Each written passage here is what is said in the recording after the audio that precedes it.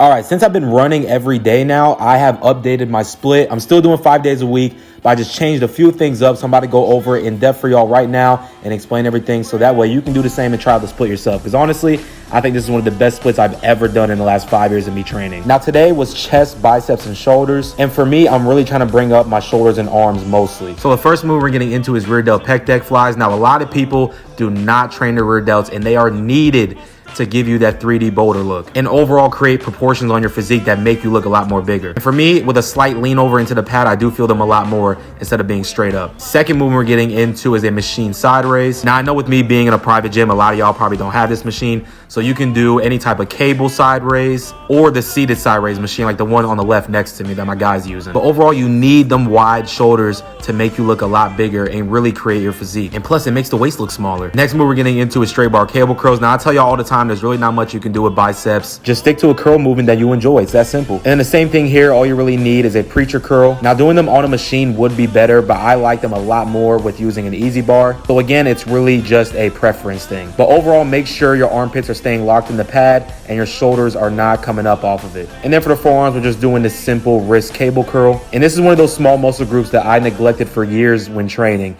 And trust me, for my guys, you need them big forearms, bro. It's one of the first things that people see when they shake your hand. Now going into chest, we're doing this single arm pec deck fly. The key here is to try to keep your arm as straight as possible when going out so you get a full contraction along your chest. And if you have a muscle imbalance like me, my left side is bigger, so me starting with my right arm first has been helping balance it out over time. And fly movements are gonna be superior for chest because they are taking the triceps out of the equation. And then finally for chest, we're just doing this incline dumbbell bench press. Now, if you're arching your back too much, literally the angle of it is just gonna turn it into a regular flat press. So just make sure you're trying to keep your back flat on the pad. But that's it for this workout, man. And that's it for day one. I'm a huge advocate of low volume training. I think it's gonna help out majority of people watching this and just learning how to train harder in general. Stay tuned for day two. Tomorrow, we're gonna be hitting triceps and back.